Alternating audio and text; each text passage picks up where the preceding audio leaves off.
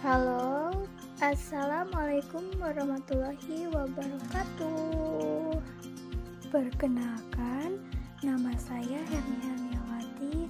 Saya dari kelas 11 akuntansi 4. Di sini saya akan menjelaskan atau mempresentasikan mengenai materi dari mata pelajaran administrasi pajak yang mempunyai tema surat pemberitahuan. Sebelumnya, udah tahu belum apa itu surat pemberitahuan? Surat pemberitahuan atau yang disebut dengan SPT adalah surat yang wajib pajak digunakan untuk melaporkan perhitungan dan pembayaran pajak yang terutang menurut ketentuan peraturan perundang-undangan perpajakan. Fungsi SPT bagi WP pajak penghasilan. Yang pertama, sebagai sarana untuk melaporkan dan mempertanggungjawabkan perhitungan jumlah pajak yang sebenarnya terutang. Yang kedua, untuk melaporkan pembayaran atau pelunasan pajak yang telah dilaksanakan sendiri dan atau melalui pemotongan pajak atau pemungutan pajak lain dalam 1 tahun pajak atau bagian tahun pajak. Dan yang ketiga adalah untuk melaporkan pembayaran dari pemotong atau pemungut tentang pemotongan atau pemungut pajak orang pribadi atau badan lain dalam satu masa pajak yang ditentukan peraturan perundang-undangan perpajak yang berlaku. Fungsi SPT bagi pengusaha kena pajak.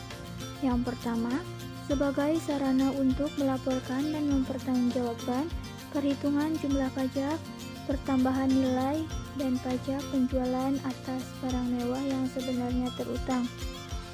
Yang kedua, untuk melaporkan pengkreditan pajak, masukan terhadap pajak keluaran.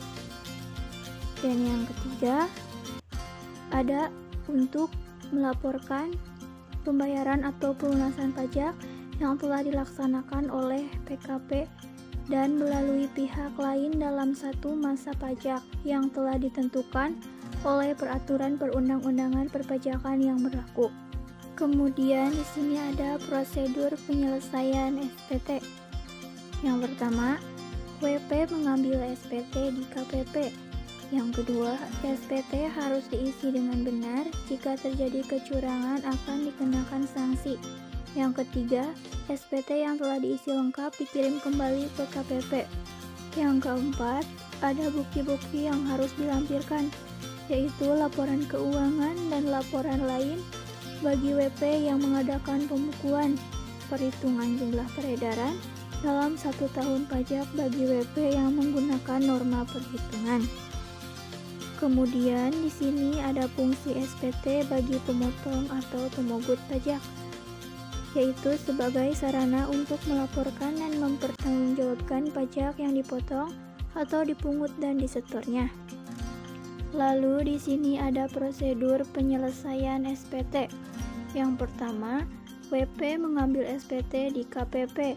Yang kedua, SPT harus diisi dengan benar. Jika terjadi kecurangan akan dikenakan sanksi. Yang ketiga, SPT yang telah diisi lengkap dikirim kembali ke KPP.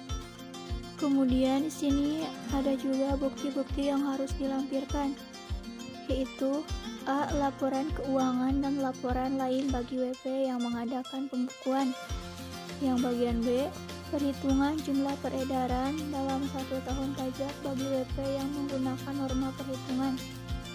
Kemudian yang C, untuk SPT masa PPN sekurang-kurangnya memuat jumlah dasar pengenaan pajak, jumlah pajak keluaran, jumlah pajak masukan yang dapat dikreditkan, dan jumlah kekurangan atau kelebihan pajak.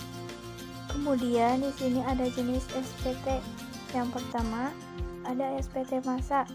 SPT masa adalah surat yang oleh wajib pajak digunakan untuk melaporkan perhitungan dan atau pembayaran pajak yang terutang dalam suatu masa pajak atau pada suatu saat.